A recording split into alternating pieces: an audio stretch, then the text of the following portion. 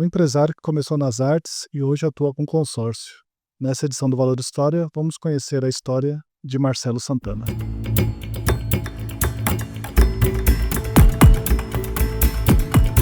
Marcelo, obrigado por aceitar nosso convite.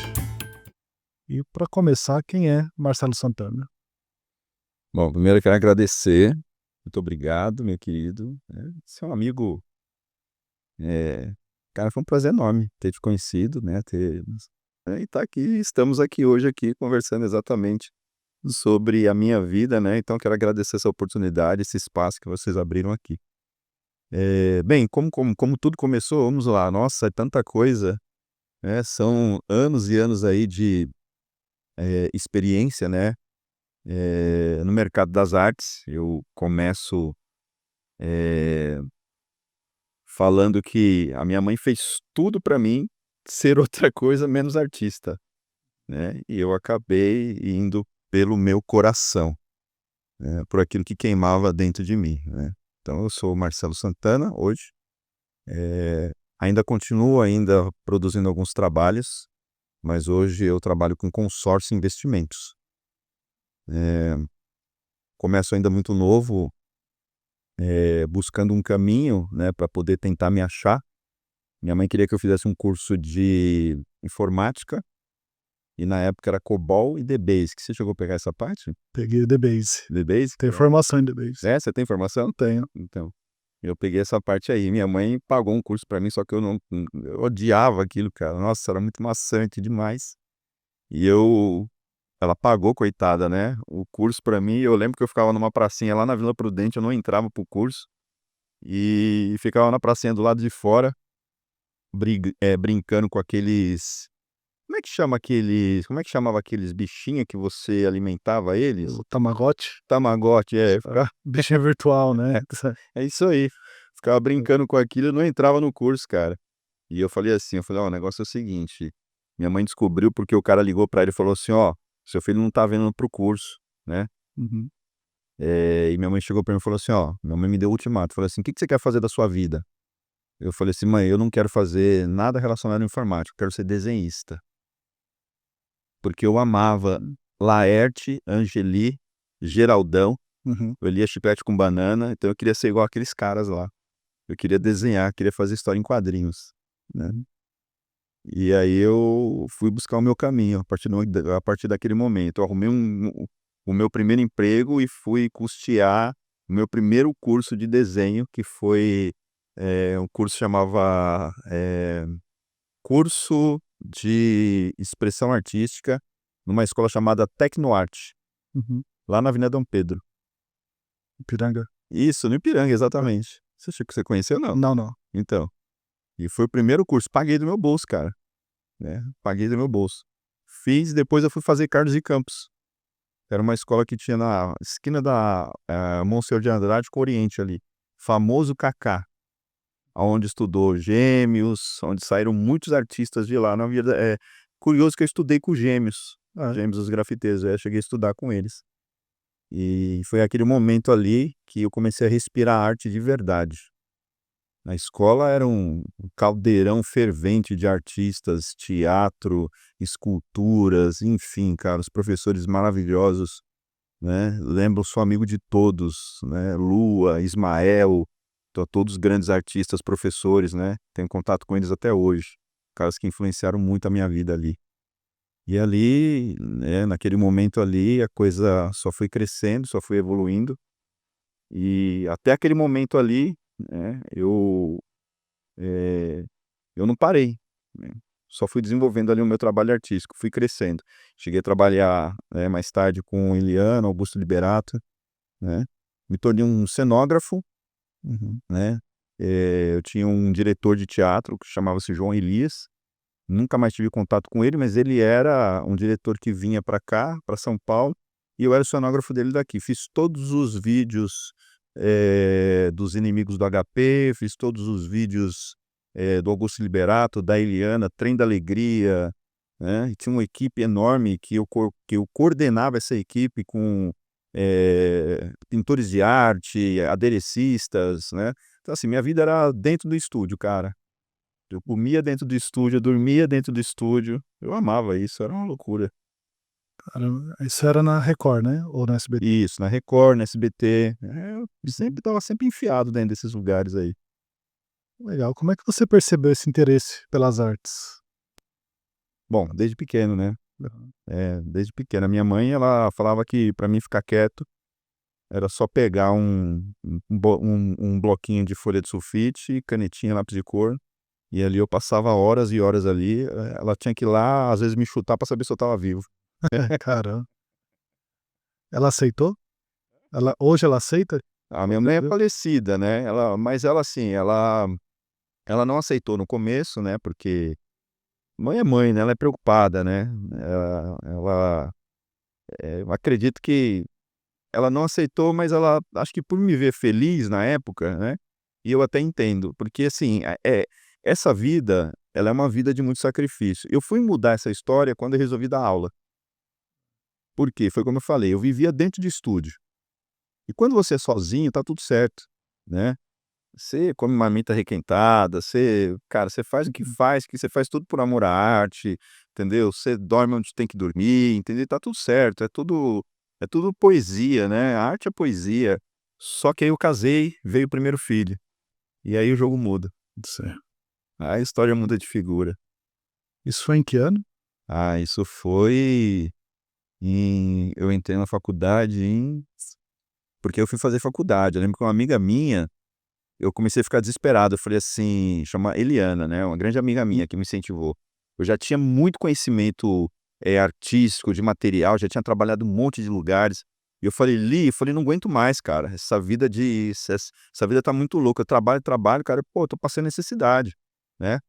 Ela falou assim: "Cara, vai dar aula". Eu falei: "Você quer que eu dê aula? Você quer que eu entre numa escola, cara, pra dar aula pra aquele monte de criança, cara?" Falei: "Não, cara, isso não é meu perfil, eu tô fora disso". Ela falou assim: "Cara, você tem todo o perfil para dar aula, você é um cara engraçado, você é um cara que conversa bem, você vai se dar muito bem nisso".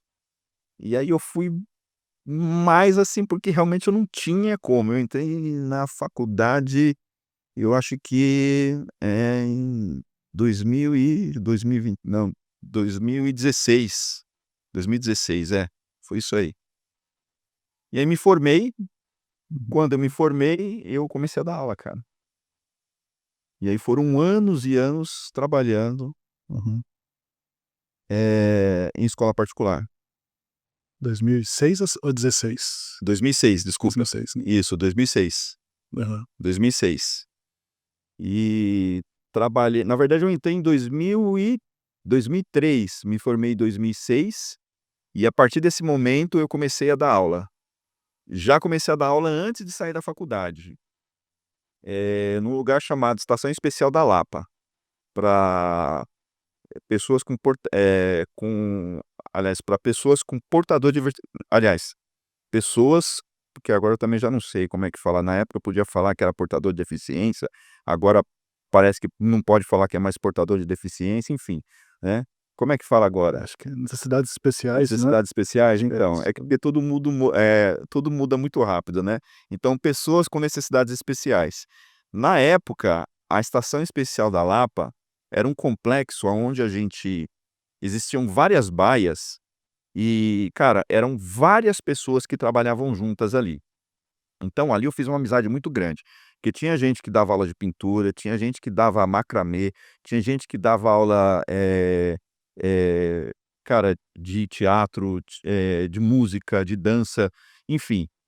E cada, grupo de pessoas ia passando por um circuito. Eu dava aula de pintura, dava aula de cerâmica e tinha uma outra matéria que eu também dava aula agora que eu também não lembro lá.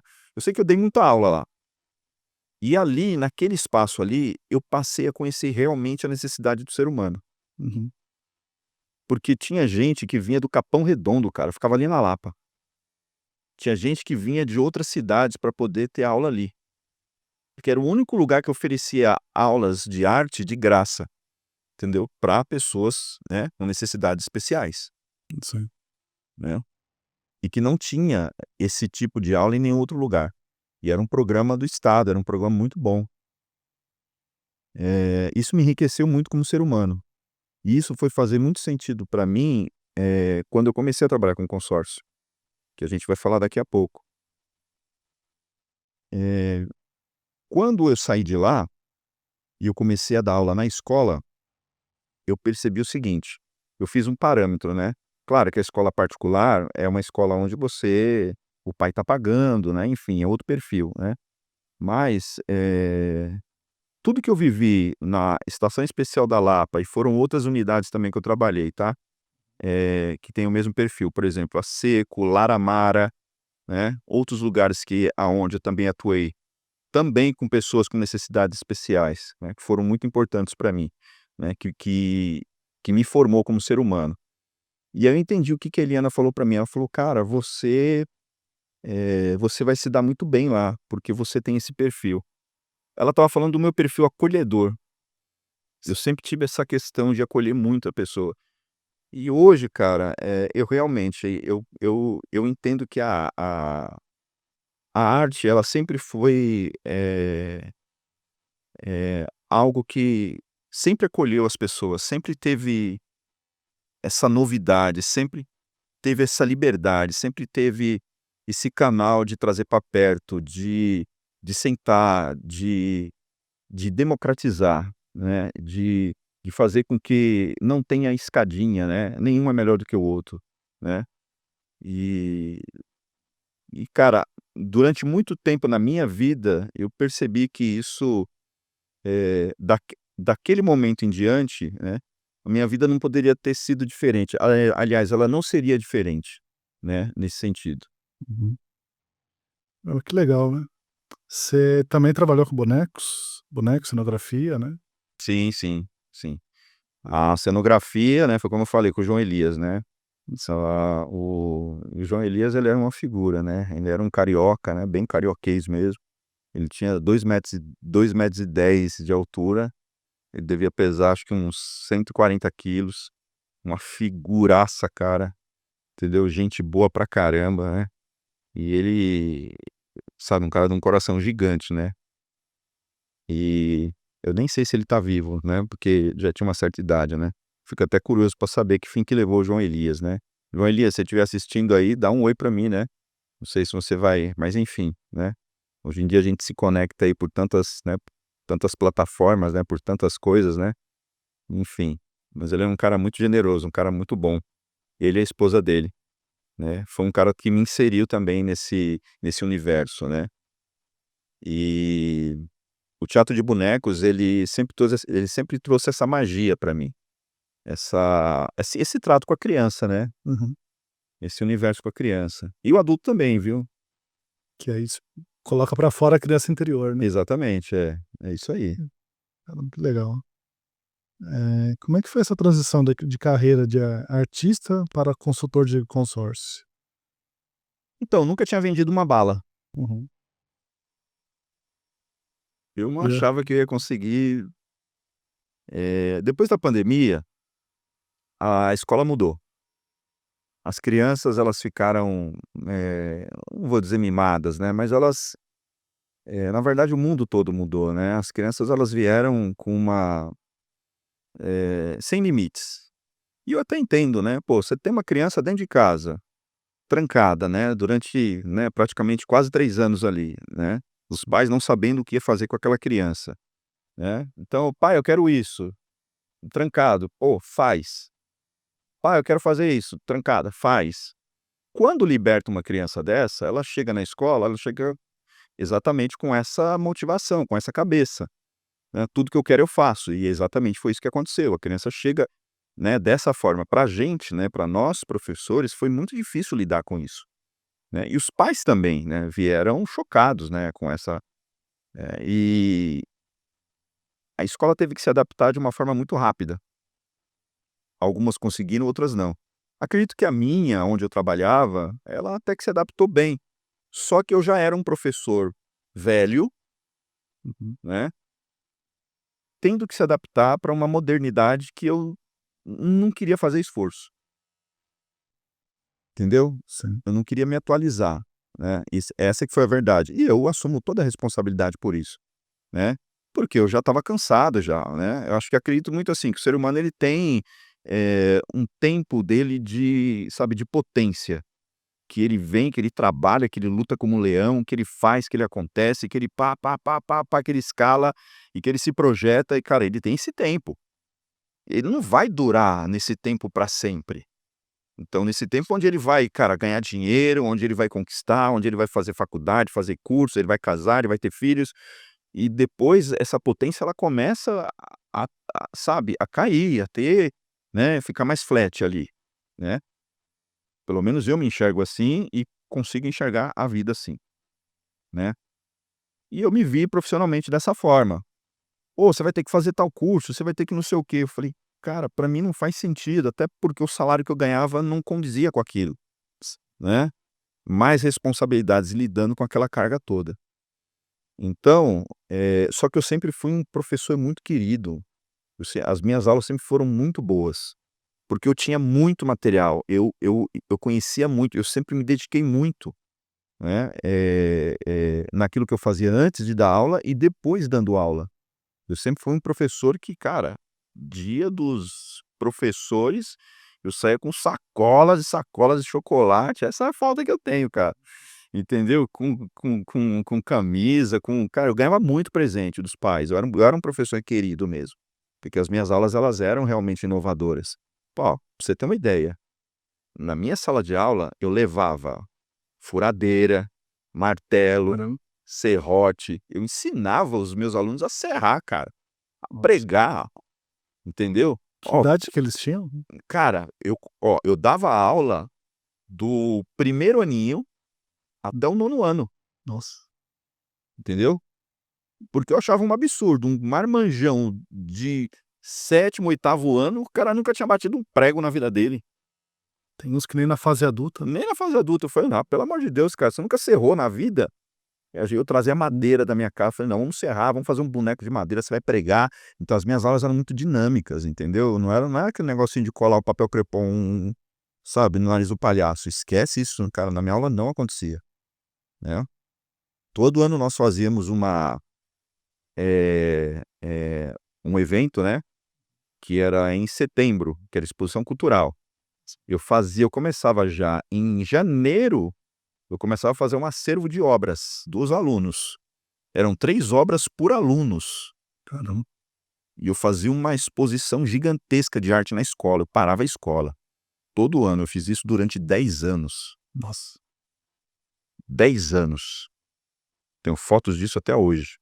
Cara, a exposição fechava, todo mundo, sabe, cara, coisa linda, coisa então assim, eu sei que eu saí de lá com a cabeça erguida, até ao ponto de no dia que eu fui mandado embora, na verdade a diretora falou: "Ó", me chamou na sala dela e foi muito interessante que ela me chamou na sala dela, a dona Ana, querida dona Ana, mulher de cara, com uma hombridade, e eu falo dela com um respeito, sabe, tão grande, porque ela me chamou, ela falou: "Você sabe que você está sendo mandado embora, né?" Eu falei: "Eu sei, porque eu sou um cara velho tentando se encaixar num lugar que eu preciso ter uma atitude nova, e eu não vou ter essa atitude.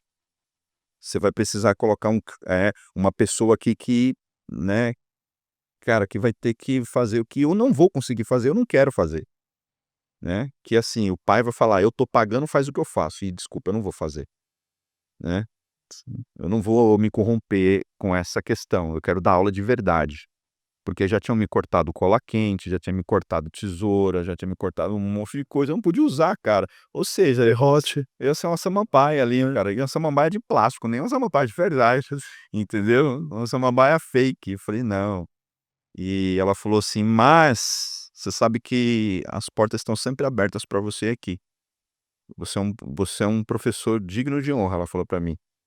E o meu filho, eu dei aula para os meus 3 filhos, Uhum. que estudaram lá. O meu filho, o menor, ainda estuda lá até hoje, é o último ano dele hoje, Isso, é. ainda. Falou assim pra ele, assim, falou assim: "O seu filho, você vai tirar ele daqui?" Eu falei: "Não sei ainda, não sei, tô vendo, tal". Falou: "Ó, porque se você não quiser tirar, tá", ele estava saindo do sexto para o sétimo. Ela falou assim: "Ó, eu vou dar 3 anos de bolsa pra ele, você não precisa pagar". Caramba, que legal, hein. E deu 3 anos de bolsa pra ele, sem eu trabalhar na escola. Nossa. entendeu? Então, assim, isso é muito, não é pelo dinheiro, mas é recompensador pelo trabalho que você faz, entendeu? E acho que isso não tem preço, né? E eu fiquei muito feliz. E tem uma grande amizade lá, né?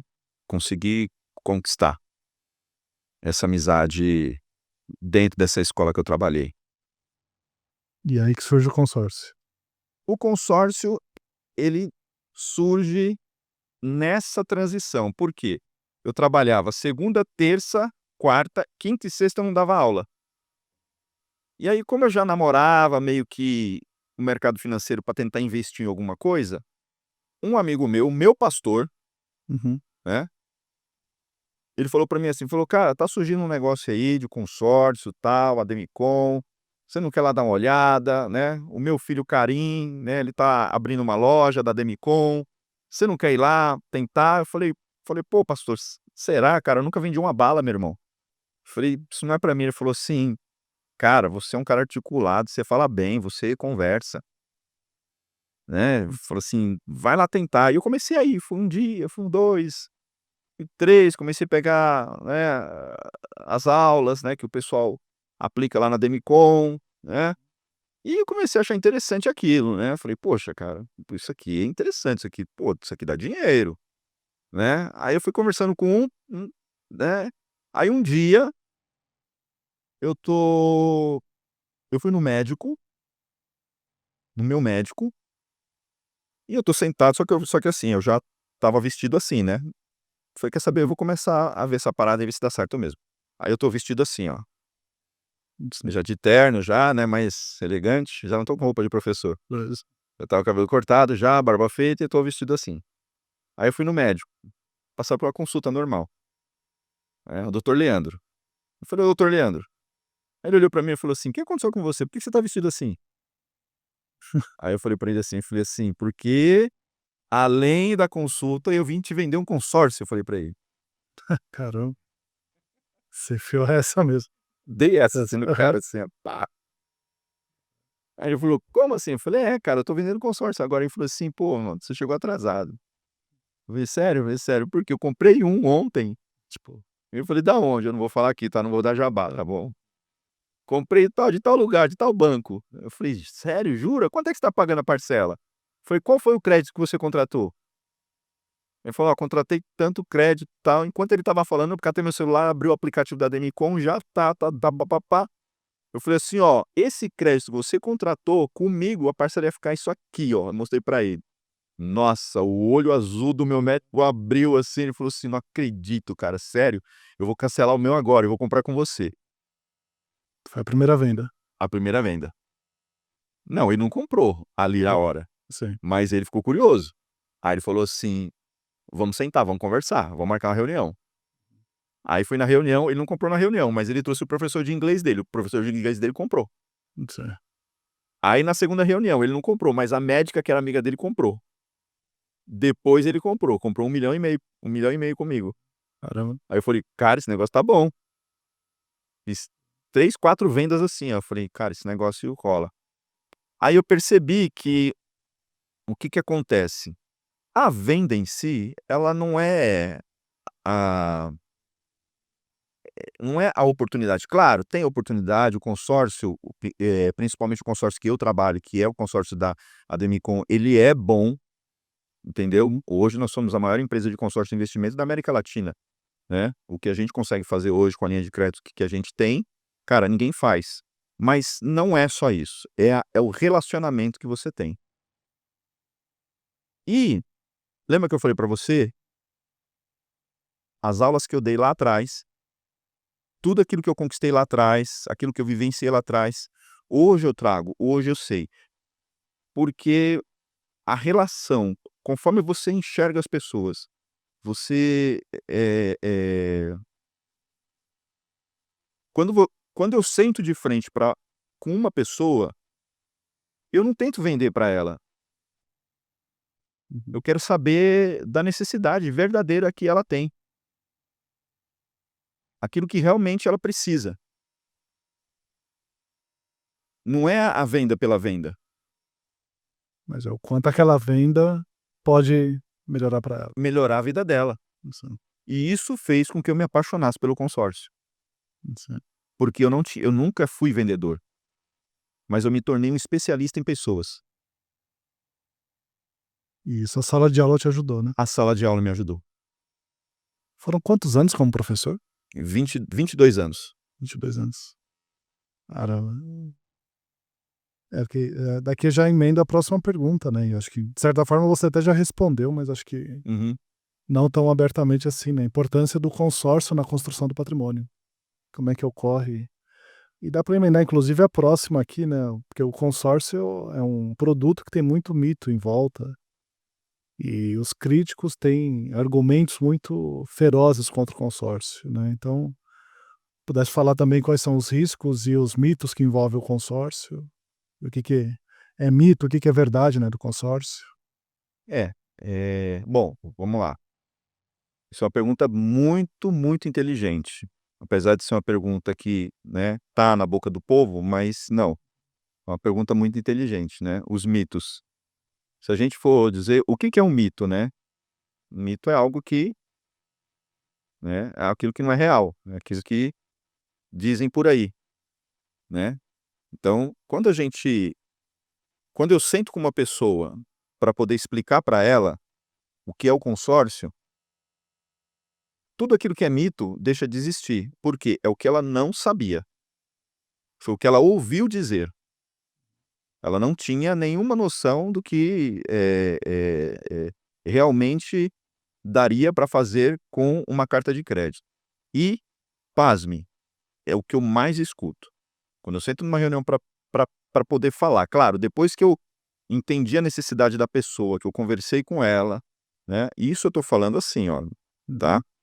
Seja uma pessoa de ticket que vai comprar uma carta de R$ 80.000, a fazer um planejamento de, sei lá, cara, de um banco de cotas de, sei lá, 50 milhões, não importa.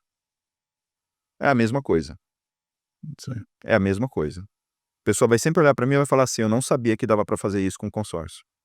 "Ah, o consórcio", o mito é: "Mas consórcio demora?". "Ah, consórcio demora. Eu vou ficar pagando, e aí eu não posso ser sorteado, eu não vou receber". Não, esquece.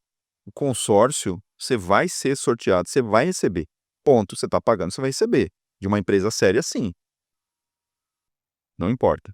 Ou daqui 6 meses, quando você for sorteado, ou daqui 1 ano, ou daqui 5 anos, ou daqui 10 anos, não importa, você vai receber. Agora a questão assim, demora? Claro, pode demorar o tempo que for. Mas, se você for parar para pensar: "Ah, eu preciso fazer uma previdência". O que que é a previdência? Quando você faz uma previdência? É para o futuro, né. É para o futuro. Sim, Você não vai pegar o dinheiro lá na frente? sim. Você não vai pagar uma parcela? Você entendeu? Você vai pagar uma parcela, só que assim, você vai pagar uma parcela esperando receber esse dinheiro lá na frente. O consórcio ele te dá várias vantagens. Você vai pagar uma parcela, você pode ser contemplado, você pode pegar aquilo que você, né, projetou antes, usar esse dinheiro antes, continua pagando a parcela, só que esse dinheiro que você pegou antes, você pode comprar um imóvel. Esse imóvel você coloca para alugar, e esse imóvel vai te trazer uma renda passiva recorrente, que te ajuda a pagar a parcela, ainda sobra dinheiro para você fazer uma outra carta de crédito, comprar um outro imóvel e continuar fazendo, repetindo a mesma operação, e você criar o quê? Uma aposentadoria imobiliária, não uma aposentadoria com base, né, naquilo que você iniciou com uma previdência privada, que hoje é o melhor negócio que tem. Sim. Aposentadoria imobiliária. E eu falo isso para todos os jovens hoje. Eu vendo isso para muitos jovens. A ideia, se eu tivesse hoje um produto desse, na na minha época que eu fosse, né, que eu tivesse 25 anos, 18 anos, cara, pelo amor de Deus, meu amigo, Lá na época do curso de COBOL, né, você é louco. Ah, se sua mãe tivesse investido ah, em vez do curso, né. então, fala a verdade. Verdade, sim, Você também. sim, Não, mas você já tem uma carta comigo já, então você já sabe, verdade. você já saiu na frente, você já tá top já. Se tivesse feito lá atrás, né, com 18 anos, Com 18 anos, você faz uma se tivesse feito lá atrás com 18 anos, hoje, com certeza eu estaria milionário. sim. Eu estou com 52 hoje. Eu já teria vários imóveis hoje, trazendo para mim uma renda passiva recorrente. Eu não estaria trabalhando mais, ou até estaria trabalhando, mas naquilo que eu quero trabalhar. Estaria fazendo aquilo que realmente eu sou apaixonado. Estaria livre, né? Exatamente. Teria liberdade financeira, que é o que todo mundo procura, liberdade financeira. E às vezes você fala assim: "Ah, mas poxa, Marcelo, mas custa caro isso?" Não sei qual que é o tamanho do seu sonho. Uma carta de crédito hoje de R$ 100.000 está R$ 570. R$ 570 você gasta de pizza no mês. Tem muita gente que come pizza todo final de semana. Sim. 8 dias, né, no final de semana, sábado e domingo, É. R$ 60 já dá os 500. Já dá os R$ 500. Já Você passa. você simplesmente jogou uma parcela de consórcio fora.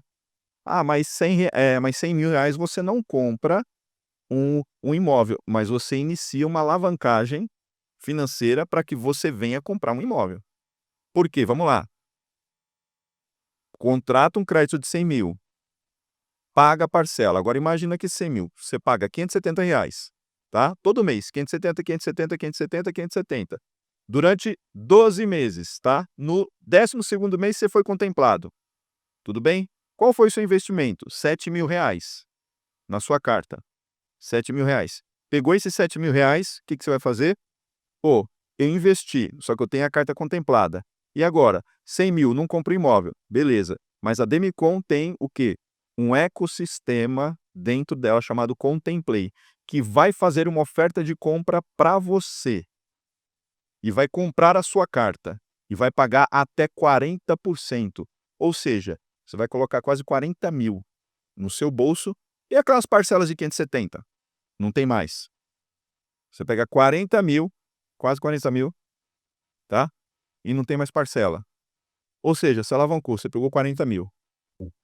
Recebeu 40.000, né? Você recebeu 40.000 e não tem mais parcela, Não sei. certo? Coloca no CDI esses 40.000. Quanto que vai render? R$ 400 por mês. R$ 400 por mês, você consegue fazer aí, ó, tranquilamente, mais uma carta, tá? Na parcela reduzida, tá?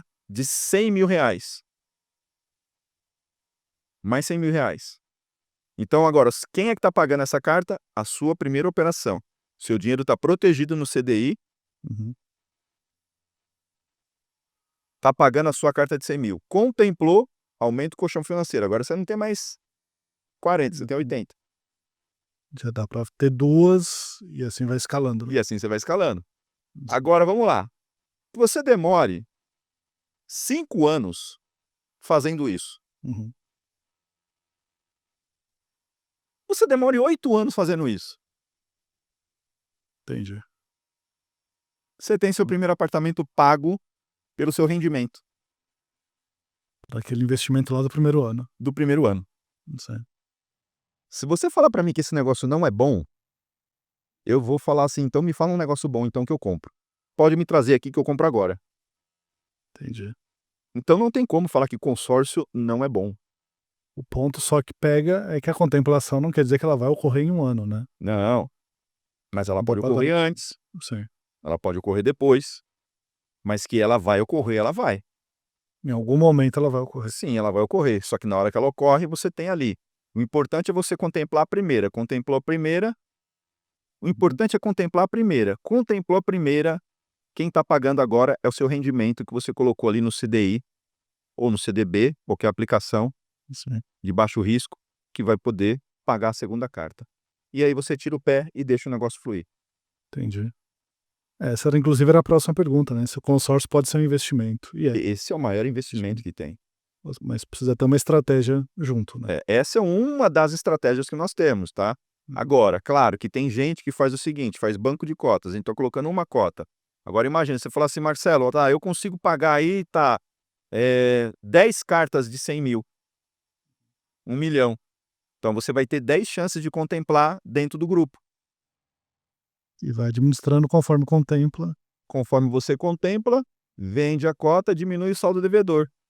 Não sei. Diminui a cota, contempla, diminui o saldo devedor. Vende a cota, diminui o saldo devedor. Vai chegar uma hora que o quê? O seu rendimento começa a pagar as cotas que não foram contempladas ainda. E aí o pessoal não tira nada do bolso. Não tira nada do bolso. Sensacional também. Isso aí. E esse trabalho você faz, né? Esse trabalho eu faço. A minha venda ela é o quê? Consultiva. Eu não sou um vendedor. Uhum. Eu sou um especialista em consórcio. Eu vendo, mas antes de vender eu preciso entender aquilo que você precisa. E o quanto você pode pagar. Porque eu não descapitalizo meu cliente. Eu sento com ele, eu faço o quê? Uma varredura para entender qual que é o cenário dele, aquilo que ele tem, aquilo que ele pode pagar. Porque se eu simplesmente vendo algo que não faz sentido para ele, lá na frente eu falar, cara, isso aqui não faz sentido para mim, eu comprei na emoção. Ele vai cancelar, e ele pode cancelar, e tá tudo bem. Isso aí. Só que ele se frustrou, ele perdeu dinheiro, ele, entendeu? Fez um negócio errado. E isso não o que eu quero hoje como artista, e aí eu trago esse sentimento do artista, é estar junto com o meu cliente na contemplação. Isso aí. É sentir isso. Então, é um projeto que eu faço. Nós criamos um projeto juntos.